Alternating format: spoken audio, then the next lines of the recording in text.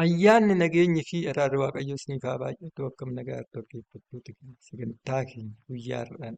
Guyyaa har'aa immoo kana dura qaroo yaada keenya jaamummaa hin qabne dhugaa beekneetti qabachuu qonnaa tokko fa'aa ilaallee ture. Har'a immoo qaroo yaada keenyaa fi jaamummaa qaroo yaada keenyaa ilaalla jechuudha. Jalqaba irratti qaroo yaada keenyaa kan jedhudha. Tooppikii qaroo yaada keenyaa. Wanta kamiyyuu hubachuuf yookiin hojjechuuf jalqaba irratti qaroo yaada keenya wanta ittiin hojjennu sanii sirrii ta'uu mirkaneeffachuu qabna jechuudha. Yaadni keenya qaamolee baay'ee qaba. Isaan keessaa agartuu, furii isaan muraasa.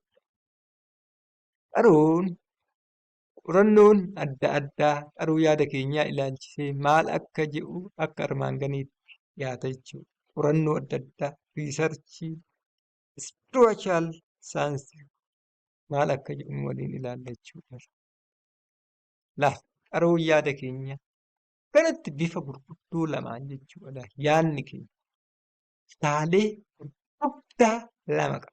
Tokko yaada keenya suuta jedhu yaada keenya ariifatu jechuudha. Conscious mind kan jedhu kun parsantii 10 inni lafa. Inni lammaffaan yaada keenya subconscious mind kan jedhamu parsantii 90 jechuudha. Yaada dhaggeeffattoota keenya yaada keenya isa inni kun yaada keenya isa ariifataa murtoo ariifataa dafee dabarsu jechuudha. Innis qaamolee miiraa 5 kan ofirraa qabu kan akka ija, gurra 5 qaamolee miiraa ofirraa qabu jechuudha. Inni sun qaama keenya isa ariifataadha.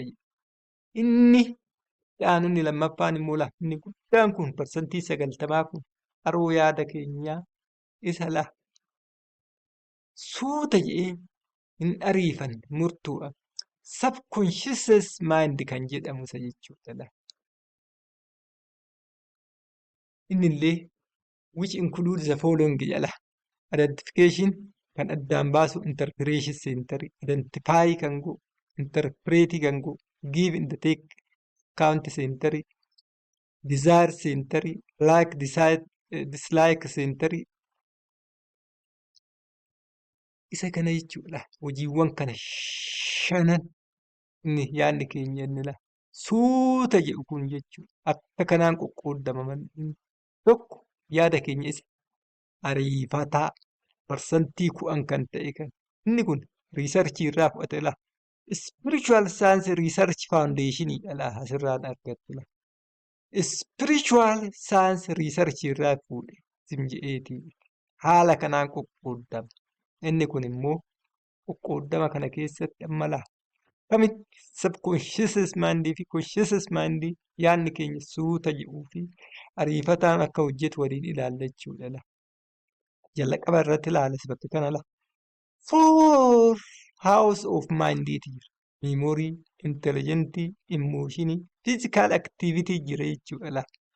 Isaan kun qaama miiraa keenyarraa erga fuudhanila memoriin kunniin taatee yommuu beeku gara yaada keenya ariifataa kanatti erga jechuudha. Taatee sana yommuu beeku jechuudha. Taatee immoo yeroo hin beekne latent activity not awareness alaalasitti. Taatee kana hin beekne latent activity bu'ee falatti barbaada jechuudha. Falatti barbaada jechuudha. Jaamummaan immoo asitti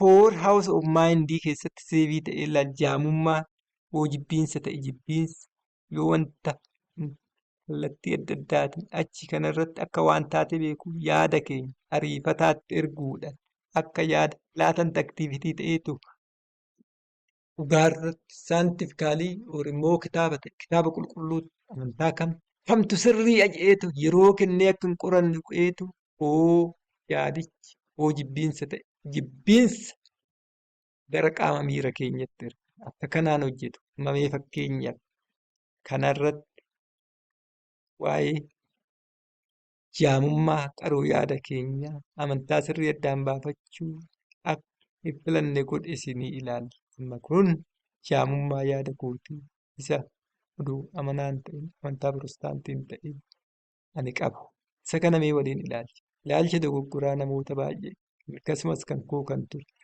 Amantoota Pirotestaantii Waaqayyo guutumatti amanaa miti.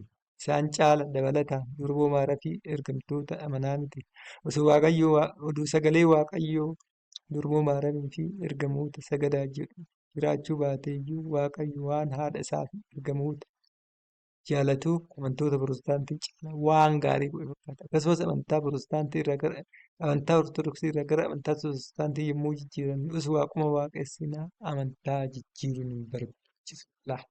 Amanuu guyyaa inni kun taateen kun sammuu keenya keessa yaada foormaayindi miimoorii kana keessatti seevii ta'ee jechuudha. Gaafa amani nutu sin caala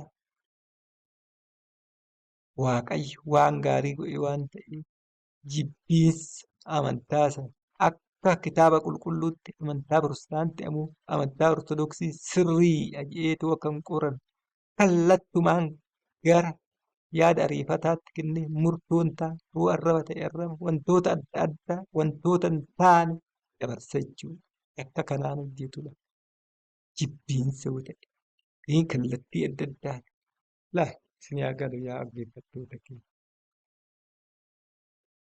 Namni tokko yaadni hi'aa guddaa jaamummaan yaada. Namni akka hin guddanne, biyyi tokko akka hin guddanne, sabni tokko akka hin guddanne kan godhu yaada. Yaadni sun kallattii hin taane yoo seevii ta'e yaada namaa keessatti hi'eetti jechise jechuudha. Hi'aa warroonni adda addaa yaadni isaanii hi'amaa waan ta'eef hojii guddaa hojjechuu hin danda'u. Fakkeenya warroonni kolonii keessa bu'an yeroo baay'ee warroonni gurraacha Afrikaa fi Ameerikaa keessatti waan Ameerikaan yaada isaanii foormaayindi of miimoorii kana hi'anii jiraniidha. Hojiidhaan guddataniitu faranjiin qixxaachuudha. Yihudoonni immoo akkuma fe'ellee ta'u garbummaa jala bulan biyya Gibxiif waggaa hedduu immoo hojjetan kan akkanatti akkana laata Yesuus Kiristoos gaggeessummaan hafuura Waaqayyo isaan wajjin waan ta'eef Museen hojii gurguddaa hojjechuu dinqiiwwan Waaqayyo hojjete isaan duutti waan ta'eef hojii gurguddaa hojjechuu kanaaf yaadni sammuun namaa hi'aa guddaa biyya kanaati saba kanaati waan ta'eef sirriitti yaada keenya sirreeffachuun baay'ee barbaachisaadha jechuudha. Ilaalchi kun jedha mul'ata boqonnaa 3:14 ergaa warra Liqoodoomiyaa wal fakkaata. Osoo mootummaa Waaqayyoo hin qabaatin sirriitti akka waan qabaatanitti of ilaalu. Ilaalchi kun paradaayizii naaf ta'e jechuun dhugaan irratti hundaa'ee akka dhugaa barbaadee amantaa sirrii hin filanne sababa naaf ta'e jechuudha. Ilaalcha dogoggoraa kanatu akka macaafa qulqulluutti amantii sirrii kam akka ta'e addaan baafachuuf hin tattaafanne godhe jechuudha. Ilaalchi dogoggoraa kun yommuu fakkii duratti foormaayindi of miimoorii filoochaartii sanii walitti firoomsina. Ilaalchi dogoggoraa kun bireenii keenya keessatti foorm of maayindi haawusa of miimoorii san kuufamee wanta hin beekne kun akka sabkoonshiyees maayindiin hiika sirrii hin arganne taasisuun ofii isaa hiika sirrii hin taane laatee gara koonshiyees maayindiitti kenna jechuudha. Forum the maayindiin asirratti isin yaa garu diyaagiraamii kanarratti yaada kana isa kanatti foormaayindi of miimooriin wanni hin taane kallattii hin taane hiika hin taane ofuma isaati yeroo kenneefi saantifikaalii akka macaafa qulqulluutti wanti kun amantii kamtu sirrii jedhee akka hin qoran kallattumaa oduu hin qoratin jibbiinsa oduu addaan hin baafatin zimjeetuma murtoo mataasaa murtoo isuma seeviyas ta'e wantuma namni tokko waan hin taane seebii mataa namaa irratti yoo godhe yeroo baay'ee warroonni adda addaa warroonni shororkeessitoonni daa'ima irratti jechuudha. Sammuu daa'imaa irratti waan hin taane yommuu seebii godhe murtoon sun jechaafa'uu waan dadhabaniif kallattumaaf jibbiinsa, namas akka ajjeesuun kallattumaa sammuu isaaniitti saantifikaalii yaadan jechuudha.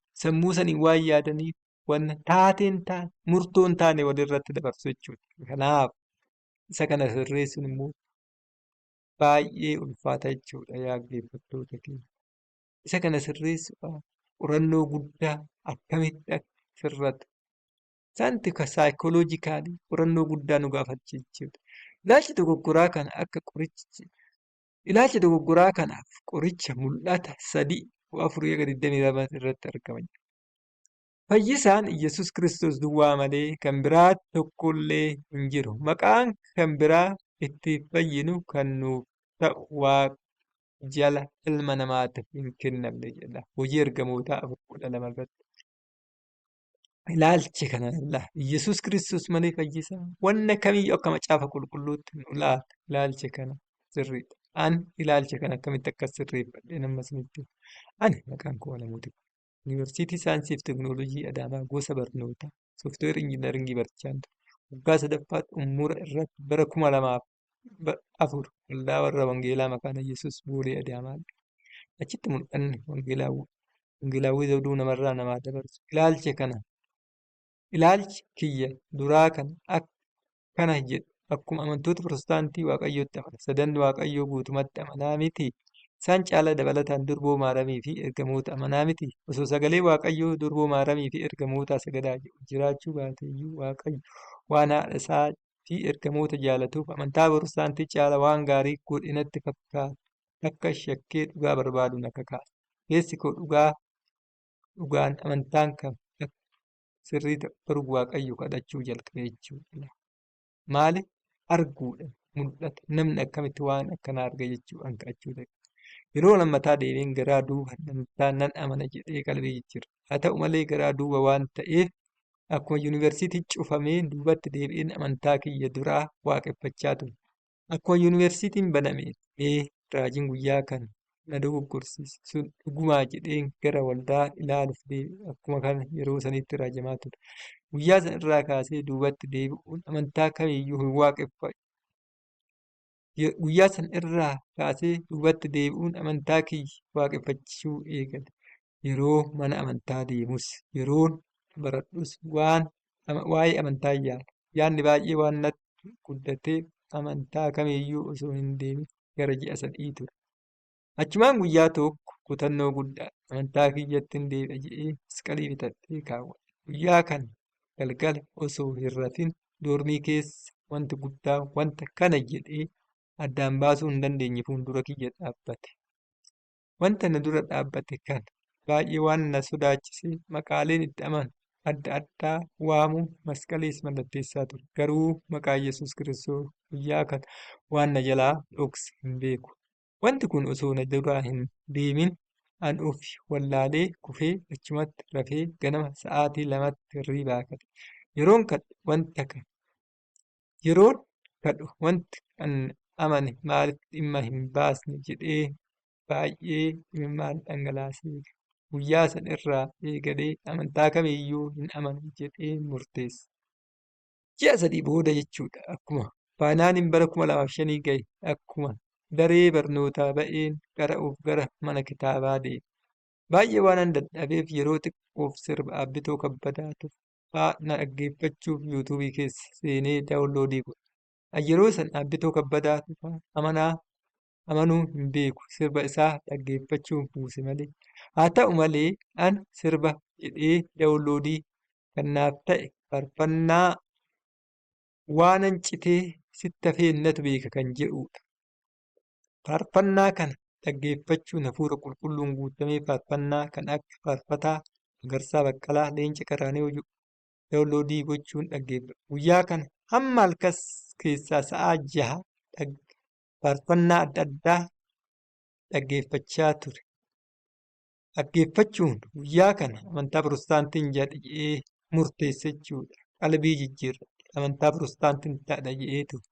Guyyaa kana osoo hin rafin osoo siree irra taa'ee jiruu wanti guyyaa duraa sun na dura dhaabbate guyyaa lammataaf na dura dhaabbate. Maqaa Gooftaa Yesuus